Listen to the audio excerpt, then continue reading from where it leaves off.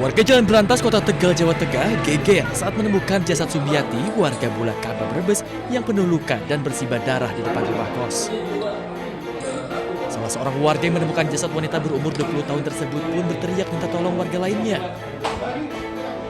Jenazah korban pun kemudian dibawa ke RSUD Kardina Tegal untuk diotopsi. Tak butuh waktu lama, polisi meringkus TS dari dalam kos yang diduga menjadi pelaku tewasnya Sumiati. Belum diketahui apa motif dari pemuda berumur 32 tahun ini menghilangkan nyawa korban.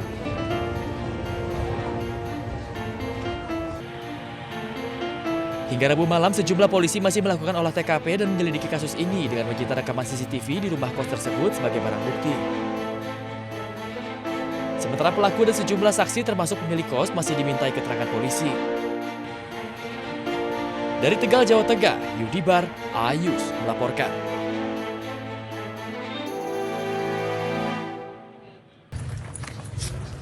Ini apa ini? Biru.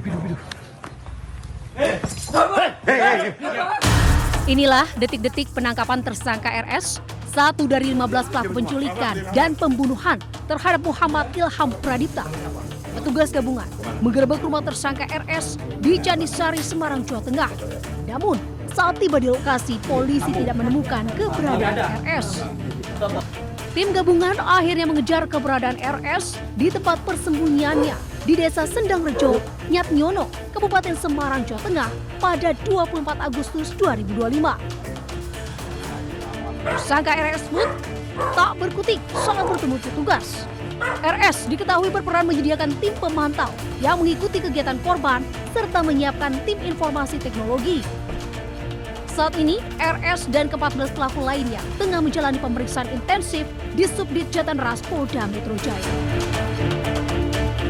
Saudara RS ini berperan menyediakan tim pantau yang mengikuti kegiatan korban dan juga menyediakan tim IT. Nah, ini perannya yang dilakukan. Hingga kini, Polda Metro Jaya telah mengamankan 15 orang yang diduga terlibat dalam kasus penculikan dan pembunuhan kacap Bank BUMN. Dari Jakarta, tim liputan Ayus melaporkan.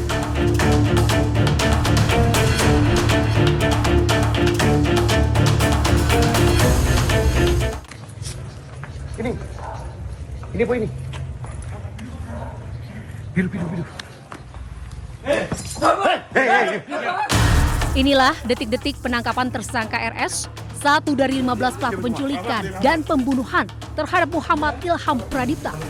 Petugas gabungan menggerebek rumah tersangka RS di Canisari, Semarang, Jawa Tengah.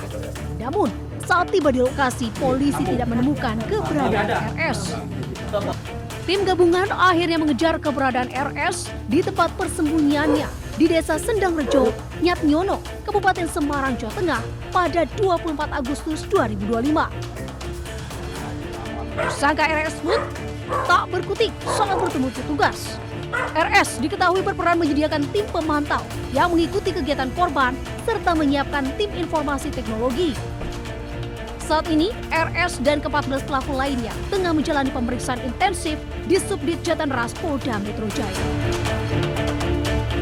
Saudara RS ini berperan menyediakan tim pantau yang mengikuti kegiatan korban.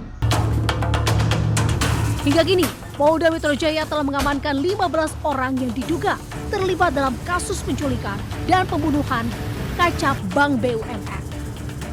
Dari Jakarta, tim liputan Ayus melaporkan.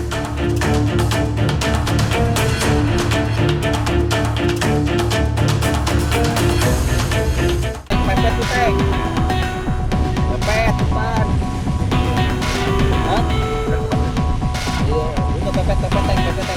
Pengacara tersangka pembunuhan kepala cabang sebuah bank, Adrianus Agal, mengungkap adanya pembagian tugas dalam kasus kematian kepala cabang Bank BUMN, Muhammad Ilham Pradipta.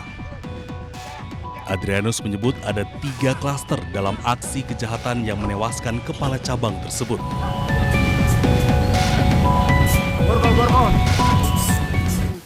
Ada 3 klaster. Itu klaster pertama Itu setelah kami dapat informasi dari penyidik dan dari intelijen kami bahwa klaster pengintai, klaster penjemputan paksa, sama eksekutor. Nah, kami terputus di pengintai sama eksekutor. Nah, adik-adik kami ini mereka perannya hanya untuk menjemput paksa dan memberikan ke mereka, seperti itu. Pengacara tersangka juga menyebut ada keterlibatan oknum di balik tewasnya Kepala Cabang Bank BUMN Muhammad Ilham Pradipta. Menurutnya, oknum tersebut berinisial F. Ada perintah dari oknum yang namanya F itu untuk diserahkan di daerah Jakarta Timur.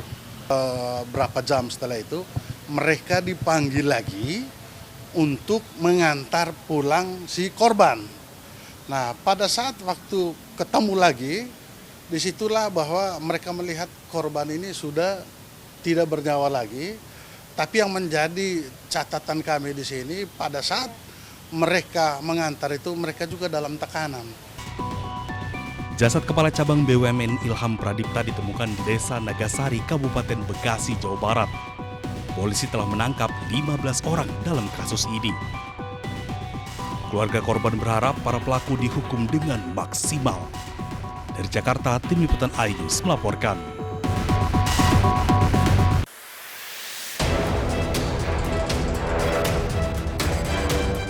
Satu unit mobil ini milik seorang pejabat di Kemnaker. Diduga mobil ini didapat dari hasil pemerasan dalam penerbitan sertifikasi K3 yang tengah diusut KPK. Kini mobil ini sudah disita KPK dan sengaja dipajang di halaman gedung KPK. Sebelumnya Selasa siang, KPK juga sudah menggeledah rumah Immanuel Ebenezer di kawasan Pancoran, Jakarta Selatan. Dari rumah mantan Wamenaker itu, KPK juga menyita 1 unit mobil Alphard dan 4 buah ponsel yang diduga sengaja disembunyikan di plafon rumah Noel.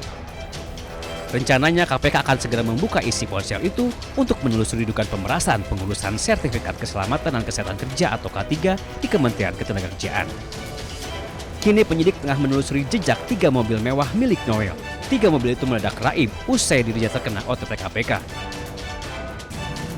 Selama proses pengusutan dugaan pemerasan pengurusan sertifikat K3 di Kementerian Ketenagakerjaan, KPK sudah menyita 24 kendaraan, 7 unit kendaraan roda 2 dan 17 unit kendaraan roda 4. Kini Noel ditetapkan sebagai tersangka bersama 10 orang lainnya. KPK mengatakan Noel mendapatkan airan dana sebesar 3 miliar rupiah. Tim Liputan iNews melaporkan.